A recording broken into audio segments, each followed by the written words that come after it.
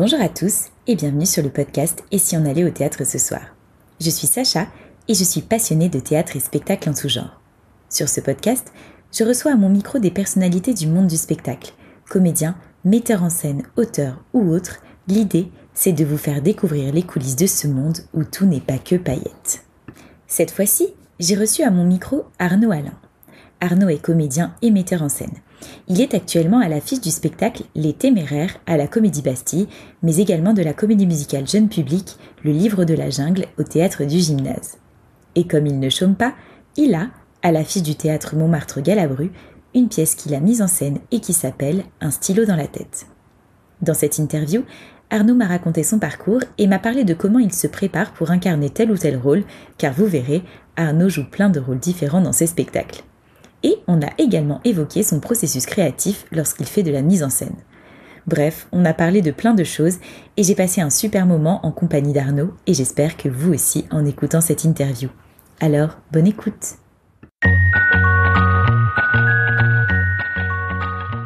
Bonjour Arnaud. Bonjour Sacha. Merci beaucoup d'avoir accepté cette interview. C'est un plaisir. Alors pour commencer, est-ce que tu peux te présenter pour nos auditeurs s'il te plaît ? Donc moi je suis Arnaud Alain, je suis comédien, je fais aussi de la mise en scène, voilà, j'ai plusieurs casquettes et je fais aussi de l'assistanat à la mise en scène sur différents spectacles et en fonction des projets qui me sont proposés. Des spectacles dont on va parler. Est-ce que tu peux nous raconter ton parcours ? Alors moi je suis arrivé à Paris à l'âge de 20 ans pour faire une école de théâtre. J'ai fait le studio Alain Deboc pendant 3 ans. Ensuite je me suis orienté beaucoup sur le café-théâtre et sur l'improvisation, ce qui m'a permis de tester de nouveaux horizons, de nouvelles pratiques et puis d'enrichir un peu mes capacités de jeu et puis ce qui est intéressant, c'est de rebondir avec ce qui se passe dans l'instant en improvisation, voilà, qui est assez enrichissant, je trouve. Et après, donc, tu as fait cette école et ensuite, comment ça s'est passé ? Alors ensuite, ça a été les années de galère, on va dire, sur lesquelles on est obligé de passer en commençant ces métiers-là. Parce que ce sont des métiers de réseau, donc le temps de se faire un réseau, de se faire connaître et voilà, ça prend le temps qu'il faut. Moi j'ai eu la chance à un moment qu'une copine comédienne un jour vienne me trouver en me disant voilà, j'ai trouvé ce texte là, c'était Les Muses orphelines de Michel-Marc Bouchard, il y a un rôle formidable pour toi, il y a un rôle formidable pour moi, je te propose qu'on monte notre compagnie et qu'on essaye de monter ce projet. Et à partir de là, moi, pendant 2 ans, j'ai travaillé non-stop sur ce projet-là, monter la compagnie, trouver des financements et réussir à faire notre premier Avignon. Et à partir de là, les gens ont commencé à me voir sur scène. Ils m'ont aussi vu en tant que gestionnaire de la compagnie. Et au sortir de ces 2 ans très intenses, je suis rentré à l'époque chez Éclat Théâtre, qui était la plus grosse compagnie en France de spectacles jeunes publics. Ah. Et j'ai travaillé donc pour eux pendant 5 ans. Voilà. Et c'est un peu et j'ai commencé en tant qu'assistant à la mise en scène chez Éclat Théâtre. Et c'est comme ça que j'ai commencé à vivre de ce métier-là. Donc, tu étais assistant à la mise en scène et ensuite en tant que comédien aussi dans cette compagnie ? Tout à fait, ouais. Oui, j'ai commencé en tant qu'assistant. À l'époque, j'étais assistant d'un metteur en scène qui s'appelle Christophe Glockner, avec qui j'ai collaboré ensuite pendant 12 ans. Et on a monté 12 spectacles ensemble. Donc, j'étais son assistant et je joue aussi dans certains spectacles. Voilà, j'avais les 2 casquettes. Et justement, quelle est la différence entre assistant metteur en scène et metteur en scène ? C'est quoi le rôle d'un assistant ? Le rôle de l'assistant, c'est un peu de gérer toutes les problématiques qui vont se présenter lors de la création d'un spectacle. Et c'est surtout, c'est le point central, c'est la personne qui est le centre de tous les autres postes, que ce soit la production, le metteur en scène, la technique, les comédiens, les décors, les costumes. Il est au centre de tout et il va faire en sorte que chacun puisse collaborer avec tous les autres postes. Voilà, donc et en général, voilà, c'est extrêmement chargé. Mais c'est passionnant parce qu'on est vraiment au centre de tout et on fait en sorte que tout se passe pour le mieux, de mettre tout le monde dans les bonnes conditions, d'anticiper toutes les problématiques que chacun va avoir, de les mettre en relation pour que, au moment où on se retrouve tous sur le plateau d'un théâtre pour commencer la créa vraiment à quelques jours de la première, voilà, tout se passe bien et tout a été prévu à l'avance pour que, voilà, anticiper les problématiques et faire en sorte que les gens travaillent ensemble. Et tu joues aussi dans des comédies musicales, donc tu Oui. chantes. Est-ce que tu t'es formé au chant aussi ? Oui, alors c'était un peu un fantasme que j'avais à un moment. J'avais envie de chanter sur scène. Et un jour, je me suis dit, pourquoi pas ? Donc j'ai commencé à prendre des cours de chant, j'ai fait des stages de chant. Et voilà, j'ai bossé. Et il se trouve que j'ai commencé à travailler avec Ned Grugic, qui est un metteur en scène qui travaille beaucoup dans la comédie musicale. J'ai été son assistant sur le livre de la jungle, qui s'est joué au théâtre des variétés. Et l'année suivante, il a été question de mettre en place des alternances. Et donc à ce moment-là, je suis rentré en tant que comédien, chanteur sur ce projet-là aussi. Voilà, c'est comme ça que j'ai réussi à mettre le pied dans la comédie musicale. Top. Et alors, tu es à la fois comédien et metteur en scène. Qu'est-ce que ça t'apporte, le fait de faire de la mise en scène en tant que comédien et vice-versa ? Ce que ça m'a vraiment apporté, le métier de comédien ou le métier d'assistant à la mise en scène, je commençais par ça. Ce qui m'a vraiment apporté dans mon métier de comédien, c'est de se rendre compte de ce qu'est un casting derrière. Et de réaliser que à partir du moment où on a fait un casting dont on est content et on sort satisfait de ce qu'on a pu proposer,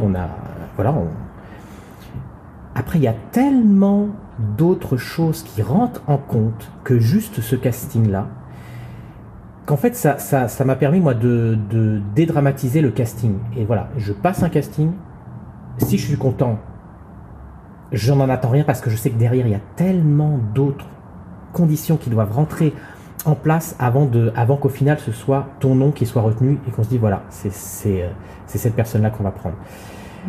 Donc voilà, donc ça m'a vraiment permis d'être beaucoup plus cool. Je fais mon taf de comédien, j'assure mon casting et après ça ne m'appartient plus. Après en tant qu'assistant, moi ce qui m'a passionné et ça m'a vraiment enrichi en tant que comédien, c'est de suivre des spectacles pendant des très très nombreuses représentations, parce que j'ai pu suivre des spectacles pendant 2 ou 300 dates, et de voir 2 ou 300 dates avec des comédiens sur le plateau, des comédiens formidables, des comédiens qui avaient une capacité d'inventivité à chaque représentation. Et moi j'étais dans la salle à chaque fois et je regardais ça et je me suis nourri de toutes ces possibilités, de toute cette créativité qu'avaient ces comédiens sur le plateau. Et ça m'a permis aussi d'avoir une grande liberté sur le plateau aujourd'hui, de savoir que c'était possible et que voilà. Donc moi aujourd'hui je pense que j'ai beaucoup de liberté sur un plateau et c'est grâce à ça, c'est grâce à cette expérience. Super intéressant, merci. Alors en ce moment tu joues dans un spectacle qui s'appelle Les Téméraires à la Comédie Bastille. Est-ce que tu peux nous parler de ce spectacle ? Oui. Alors, Les Téméraires, c'est un texte qui a été écrit par Alexandre Foulon et Julien Delpech.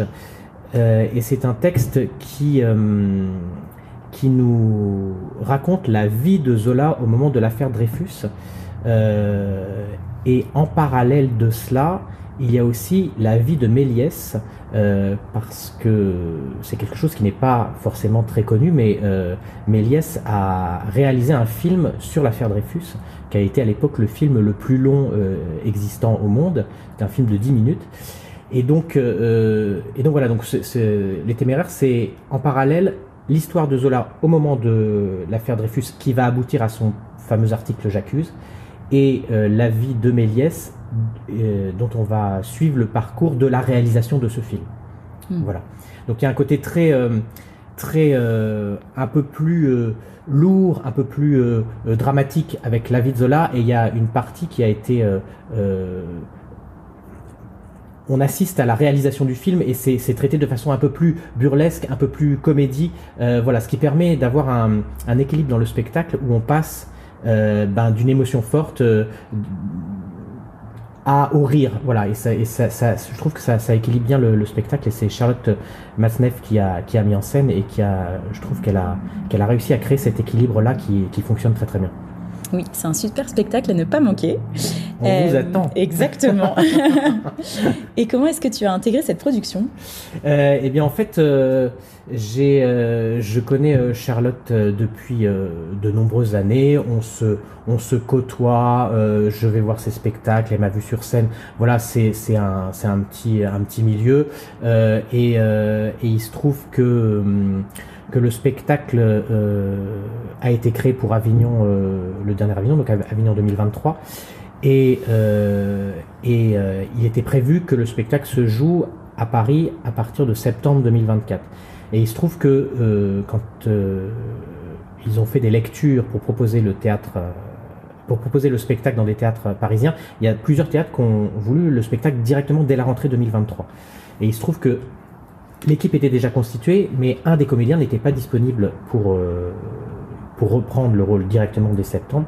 Et à ce moment-là, Charlotte a refait des auditions et moi je suis rentré dans l'histoire à ce moment-là, et j'ai été pris à ce moment-là pour jouer à Paris donc depuis le 7 septembre de cette année. Donc c'est une reprise de rôle. Et du coup, comment ça se passe ? Parce que tu as eu certainement moins de répétitions que les autres. Oui, ça a été assez rapide. Donc moi j'ai été casté en février quand même, donc j'ai eu le temps entre février et septembre d'apprendre mon texte, de bosser chez moi, de bosser à partir de la vidéo du spectacle. Et ensuite il y a eu 4-5 jours de répétition au théâtre de la Comédie Bastille, avec l'intégralité des décors et des costumes, et voilà, les choses se sont fait très vite, et Charlotte sait exactement ce qu'elle veut, elle est extrêmement précise dans sa direction d'acteur, elle a une vraie vision du spectacle, c'est vraiment ça qui est intéressant aussi dans sa mise en scène. Il y a vraiment, elle sait ce qu'elle veut, donc du coup ça permet d'avoir un cadre très vite, on sait où on doit aller, et ça permet d'avancer rapidement dans la construction des différents personnages. Mais j'avais quand même beaucoup travaillé en amont pour pouvoir être un peu libre et pouvoir proposer des choses assez rapidement. Dans un temps si court, il vaut mieux arriver en ayant bien préparé les fondations. Tu m'étonnes. Et justement, comme tu disais, tu joues plein de rôles différents dans le spectacle. Et comment on fait pour passer d'un rôle à l'autre en quelques secondes ? Est-ce que tu as une technique particulière pour te mettre en condition ? Comment tu fais ?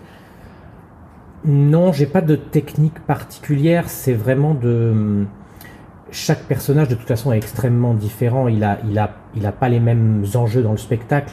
Il n'attend pas les mêmes choses des situations qu'il va rencontrer sur le plateau. Donc je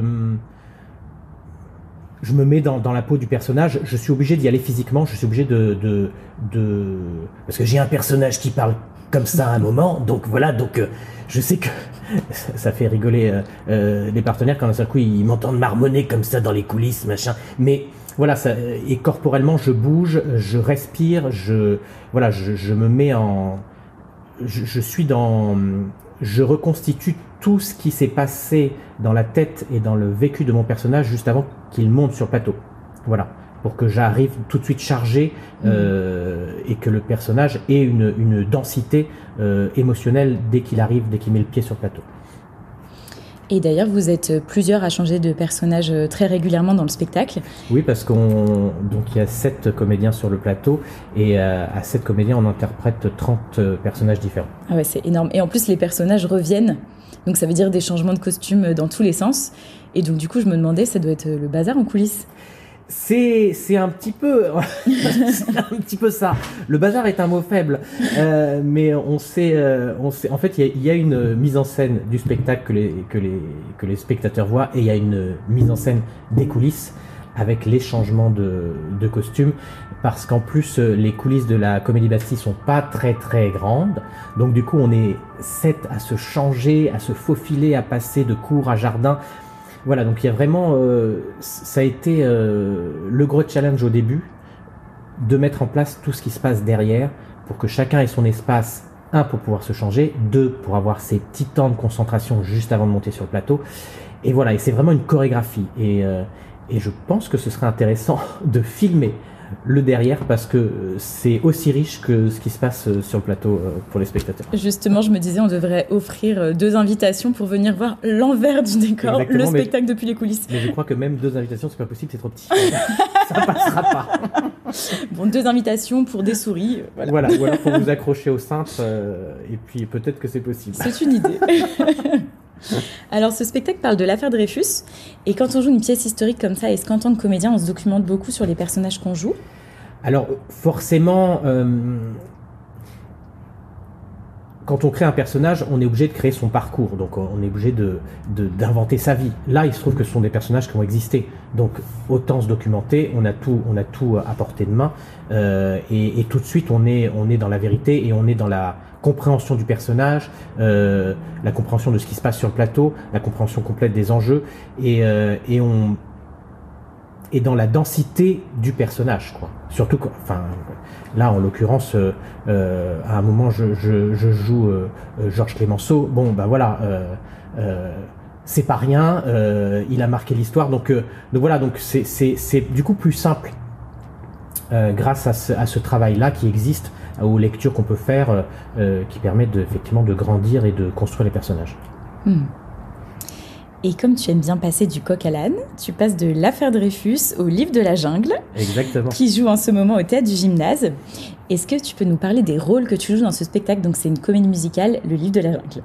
Exactement, c'est une comédie musicale mise en scène par Ned Grugic qui se joue actuellement au théâtre du Gymnase. C'est déjà la 7e saison que ce spectacle a été créé. C'est énorme. Et ouais, il avait été nominé au Molière dans la catégorie jeune public en 2018. Et à l'intérieur de ce spectacle, je joue donc Shere Khan, le méchant. Ça, c'est vraiment un gros kiff. Moi, j'adore les personnages un peu torturés, un peu méchants. En fait, c'est pour ça que je fais ce métier-là, pour pouvoir jouer et dire des choses que je ne vivrai jamais dans ma vie et que je ne pourrai jamais dire dans ma vie.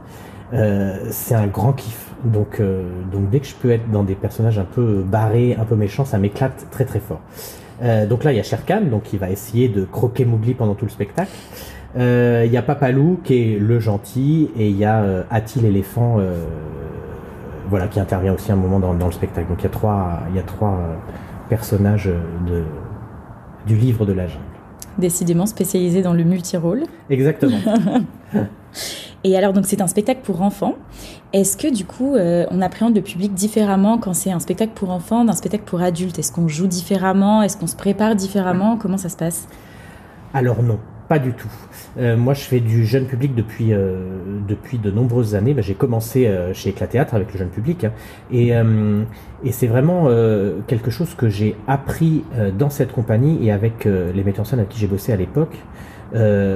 C'est qu'en fait, il n'y a aucune différence. On joue pareil, on monte le spectacle de la même manière. Après, il y a différents degrés de lecture dans les spectacles sur lesquels j'ai bossé. Donc pour les enfants, ils y trouvent leur compte. Et après, il y a toujours dans l'écriture un second degré ou un degré que les enfants ne vont pas calculer, avec de l'humour par exemple, et qui va permettre aux parents de rentrer dans l'histoire aussi et de se marrer et de passer un bon moment. Voilà, ce qui permet que toute la famille kiffe le spectacle et sort de là en se disant c'était génial, on a passé un super moment, les enfants étaient ravis et moi-même en tant qu'adulte j'ai rigolé, j'ai été ému, j'ai passé j'ai vécu l'histoire avec les comédiens sur le plateau. Est-ce que ça demande la même rigueur aussi ? Ça, la rigueur, c'est la base de nos métiers. Enfin, c'est pas la base de nos métiers, c'est la base de tout le monde. Enfin, si on fait les choses par-dessus la jambe, ça n'a pas de sens. Enfin, en tout cas, moi, ça ne m'intéresse pas. Et puis moi, je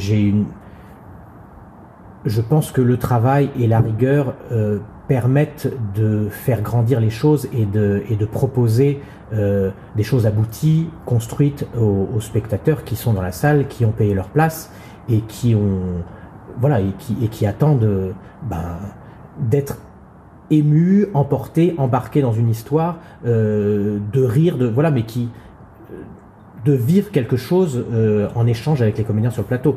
Et ça, on peut pas le faire en se disant bon, c'est cool. Après, dans l'improvisation, c'est autre chose, mais là, c'est des spectacles construits. Il y a un texte, surtout dans la comédie musicale. En plus, il y a des musiques, donc c'est extrêmement rythmé. Enfin voilà, c'est quand même très cadré. Donc il faut être. Et puis le travail. Enfin moi, dans mon expérience, le travail. Plus je travaille, plus après j'ai de liberté. Plus j'ai exploré tout bien cadré, je suis allé à fond dans toutes les directions, et après ça me permet d'avoir cette liberté-là parce que j'ai des fondations hyper solides. Et voilà, mais c'est important, en tout cas pour moi, le travail est indispensable. Je peux pas monter sur un plateau en n'étant pas prêt.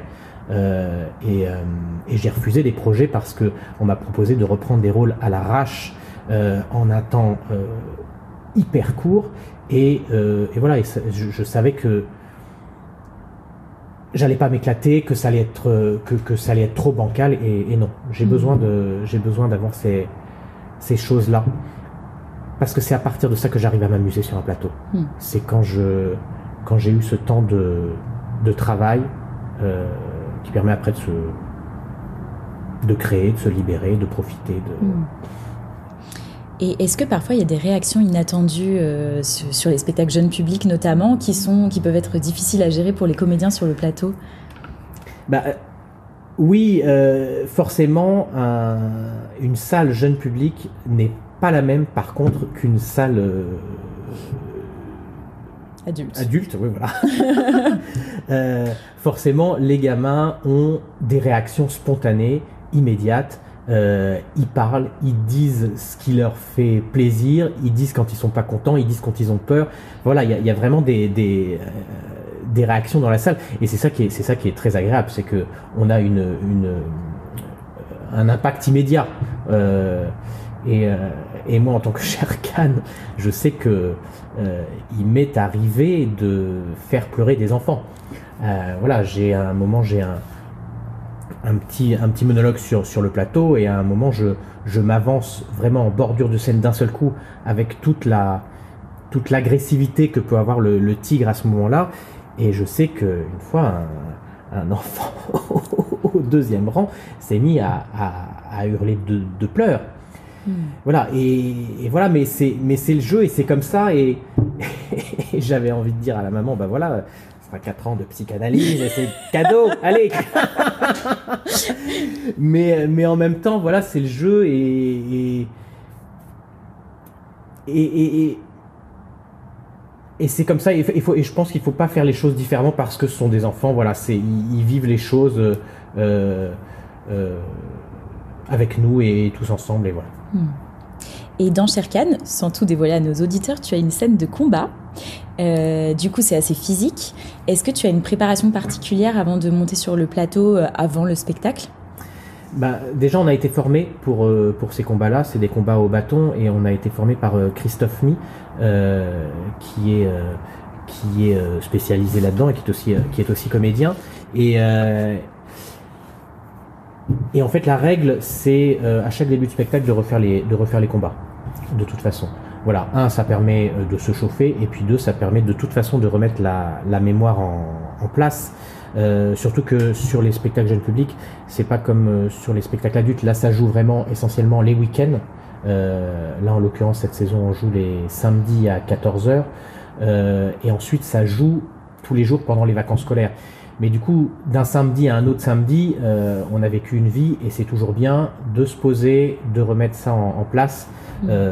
C'est plus rassurant pour soi, c'est plus rassurant pour le partenaire aussi, de savoir que voilà, on est en accord, en harmonie, et voilà, ça va bien se passer. Et malgré ça, il arrive que il y a un mauvais coup qui est envoyé, un coup sur un doigt qui n'a pas été bien placé. Voilà, c'est arrivé, c'est le jeu, c'est comme ça, mais on est assez formé pour gérer l'imprévu dans ces moments-là. C'est du spectacle vivant. Exactement. Donc on a parlé de tes projets en tant que comédien, mais comme on le disait tout à l'heure, tu fais aussi de la mise en scène. Et notamment, tu as mis en scène un spectacle qui est en ce moment au Théâtre Montmartre-Galabru qui s'appelle Un stylo dans la tête. Est-ce que tu peux nous en parler ?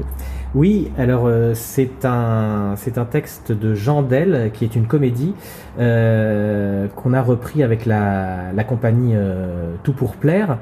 Et donc c'est l'histoire d'un auteur à succès qui a écrit plusieurs pièces de théâtre, qui a eu des Molières, et il se trouve qu'il vient de terminer sa dernière pièce, et cette fois-ci il a choisi de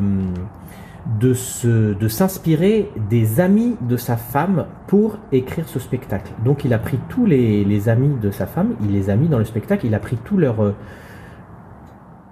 défauts, tous leurs névroses, toutes leurs problématiques, et il en a fait un spectacle. Et la pièce commence, il annonce à sa femme que donc il a écrit cette pièce, et sa femme a invité tous ses amis ce soir-là pour qu'ils découvrent la pièce et pour qu'ils la lisent. Et donc voilà. Et c'est assez. Donc c'est une comédie, c'est très drôle, c'est très bien écrit. Mes comédiens sont formidables, donc ils assurent le show. On passe un super moment, et c'est toujours très compliqué de se dire que notre vie va être dévoilée sur scène. Et que d'un seul coup, le monde entier va savoir, enfin tous les gens qui sont dans la salle vont savoir quelle est ta vie, parce que on s'est inspiré de toi pour créer ce rôle-là. Donc ça crée plein de problématiques et de quiproquos qui vont permettre que cette soirée va partir en délire, et dans le rire et dans la bonne humeur. Et comment ça se passe quand tu dois imaginer une mise en scène ? Est-ce que tu lis un texte et les images te viennent naturellement, ou c'est quelque chose que tu travailles sur la longueur ? C'est assez variable. En général, à la lecture d'un texte, déjà, je vais avoir envie ou pas. Donc ça, c'est une première chose. Tu le sais dès le début. Ouais. Un texte m'intéresse ou pas, les personnages me parlent ou pas, l'histoire m'intéresse ou pas. À partir du moment où ça me parle, j'ai très vite des images qui me viennent en tête. Et en général, c'est plutôt déjà les caractéristiques des personnages et la direction que je vais pouvoir donner aux différents personnages qui sont dans la pièce. Comme je suis comédien au départ, c'est de là que je pars. Et ensuite, c'est très variable. Soit il y a des évidences, soit ça demande plus de recherche. Et puis après, il faut tester les choses, parce que des fois, on a des idées et faut voir ce que ça va donner sur le plateau, faut voir ce que ça va donner avec les comédiens. Des fois, ça marche, et des fois, on se dit non, c'était une bonne idée sur le papier, mais bon, ça va pas fonctionner. Donc voilà, donc après, c'est une recherche à plusieurs, avec les comédiens, avec les différents protagonistes qui créent un spectacle. Il y a les costumières, créateurs décors, enfin voilà, tout ça se met en place, et c'est un travail commun. C'est ça qui est génial dans ces métiers, c'est que c'est la somme de tous les talents qui constituent un spectacle qui vont faire que le spectacle va grandir, qui va exister, qui va dépasser ce qu'on avait imaginé même. Un vrai travail collectif, quoi. Ouais. Et est-ce que tu fais évoluer tes mises en scène au fil des représentations, par exemple en fonction des réactions du public, de ce que tu vois ? C'est pas forcément. Il y a des moments où on se dit voilà, c'est pas possible, où il y a quelque chose qui ne fonctionne pas. Voilà, il y a quelque chose qui ne fonctionne pas. Ce que je veux faire passer n'est pas compris. Donc à partir de ce moment-là, effectivement, on va retravailler avec les comédiens. Je vais essayer de les rediriger pour essayer de faire en sorte que le message que je veux passer ou la situation que je veux mettre en avant soit comprise des spectateurs. Ça arrive. Ou quelque chose que dans une comédie, là en l'occurrence, il y a des répliques qui ne fonctionnent pas, alors que moi je les trouve extrêmement drôles, et je me dis mais alors pourquoi ça passe pas ? Qu'est-ce qui se passe ? Qu'est-ce qui est bancal pour que les spectateurs ne la reçoivent pas ? Et à partir de là, pareil, je bosse avec les comédiens, on essaye des choses, on teste, jusqu'au moment où on va être au bon endroit. Voilà. Hyper intéressant. Et au niveau de la direction d'acteur, donc tu disais que tu avais déjà une idée précise des personnages. Est-ce que vraiment tu es arrêté sur une idée ou est-ce que tu fais aussi en fonction de ce que vont proposer les comédiens au moment où ils vont lire et jouer la pièce? Ça c'est pareil, c'est de la collaboration en fait. Moi j'ai une idée très précise de ce que je veux très vite avec les comédiens. Je sais très bien où je veux les amener, je sais très bien quelle vision je veux donner des personnages que je vais construire dans un spectacle. Après, ce que je trouve génial, c'est quand d'un seul coup, un comédien va me proposer quelque chose que je n'avais pas vu, que je n'avais pas imaginé, parce que c'est ce travail-là de collaboration où d'un seul coup, il y a mon imaginaire, il y a l'imaginaire du comédien, et quand ça arrive à s'emboîter, qu'on arrive au même endroit, d'un seul coup, les choses sont multipliées par 10, par 100, parce que c'est cette complémentarité-là, c'est cet échange d'idées qui font que les choses grandissent. Et est-ce que tu vas aussi au théâtre? Oui, oui. Souvent? Beaucoup. Oui. Là, actuellement, ça dépend des périodes. Voilà, quand on joue 5 fois par semaine, ça laisse moins de temps. Tu m'étonnes. Mais là, sur les Téméraires, on a notre mardi de libre, donc j'ai le mardi où je peux aller voir les copains. Donc j'en profite. Et si tu allais au théâtre ce soir, qu'est-ce que tu irais voir? Ah, ce soir, qu'est-ce que j'irai voir? Alors, une recommandation. C'est toujours ces petits moments qui sont extrêmement stressants où on te dit, voilà, alors maintenant, c'est à toi. Est-ce que tu as quelque chose à me recommander? Et là, tu n'as rien prévu et tu es perdu parce que dans ta tête, tu te dis, mais alors, qu'est-ce que je vais bien pouvoir leur conseiller? Ouais, mais t'as fait une école d'improvisation. Oui, voilà, c'est ça. J'essaye de combler en me disant, en cherchant dans ma tête, mais je n'arrive pas à parler en même temps et réfléchir. Donc on fait une pause. Alors, chers auditeurs, faites-vous un café. Arnaud réfléchit. C'est horrible. Non, mais voilà, hier soir j'ai vu Panique en coulisses au Théâtre des Variétés. Voilà, c'est d'une énergie pour les comédiens. C'est une grosse claque tellement ça part dans tous les sens et voilà, j'ai passé un super moment. Ça, c'était hier soir. Avant-hier soir. Qu'est-ce que j'ai vu? Je ne sais plus. Je vais pas vous raconter toute ma vie. Hein. Non, on ne veut pas tout savoir. Oui, merci beaucoup Arnaud.